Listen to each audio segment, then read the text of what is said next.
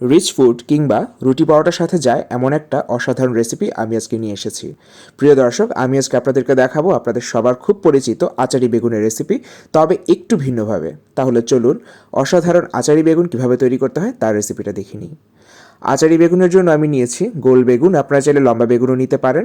বেগুনের টুকরোগুলোকে আমি একটু মোটা করে টুকরো করে নিয়েছি। এখন এর মধ্যে আমি দিয়ে দিচ্ছি আধা চা চামচ হলুদ গুঁড়ো, আধা চা চামচ লাল মরিচের গুঁড়ো এবং আধা চা চামচ লবণ। হলুদ মরিচ লবণ বেগুনের গায়ে ভালোভাবে মেখে নিতে হবে। দুপাশে যেন ভালোভাবে লাগে এমনভাবে মেখে কমপক্ষে 10 মিনিটের জন্য রেখে দিচ্ছি। এখন বেগুনের টুকরোগুলো আমি ভাজতে চলে যাচ্ছি। ভাজার জন্য একটা ফ্রাই প্যানে আমি অল্প একটু তেল গরম করে নিয়েছি। তেল ভালোভাবে গরম হলে এর মধ্যে বেগুনের টুকরোগুলো দিয়ে দিচ্ছি। মচমচে করে ভাজার কোনোই প্রয়োজন নেই, দুপাশ সাঁতলে নিলেই হবে। এক পাশ যখন হালকা লালচে হয়ে এলো তখন আমি উল্টে দিলাম এবং এভাবে আমি দুপাশ ভালোভাবে ভেজে নিচ্ছি।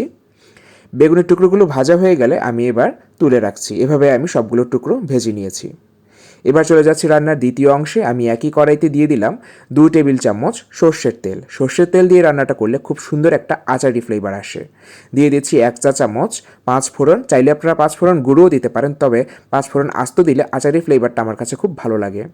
3-4টা শুকনো মরিচ টুকরো করে দিয়ে দিলাম ঝালটা আপনাদের পছন্দ অনুযায়ী। 5-6টা রসুনের কোয়া আমি এভাবে মাঝখান দিয়ে টুকরো করে দিয়ে দিয়েছি।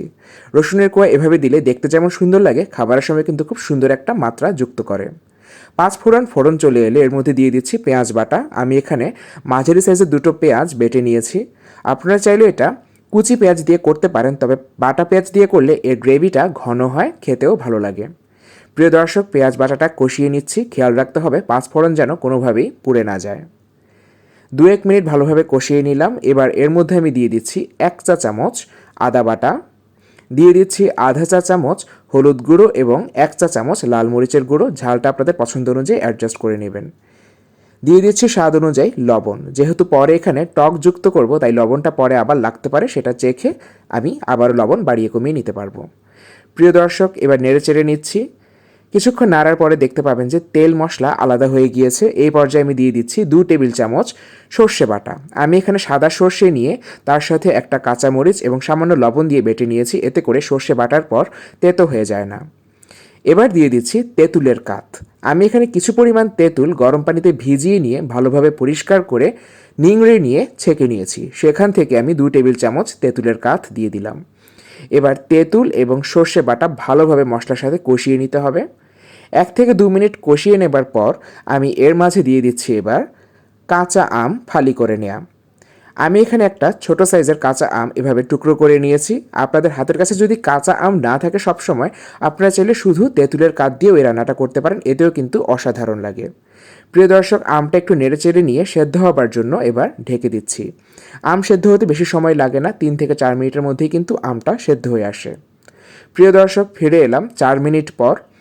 আমাদের আমটা কিন্তু সেদ্ধ হয়ে গিয়েছে। আমি মাঝখানে একবার নেড়ে দিয়েছিলাম, আর খুব বেশি গলিয়ে ফেলবো না আমটাকে, একটু যেন মুখে পড়ে এমন আমি রেখেছি। প্রিয় দর্শক, এবারের মধ্যে আমি দিয়ে দিচ্ছি ভাজা বেগুনের টুকরোগুলো।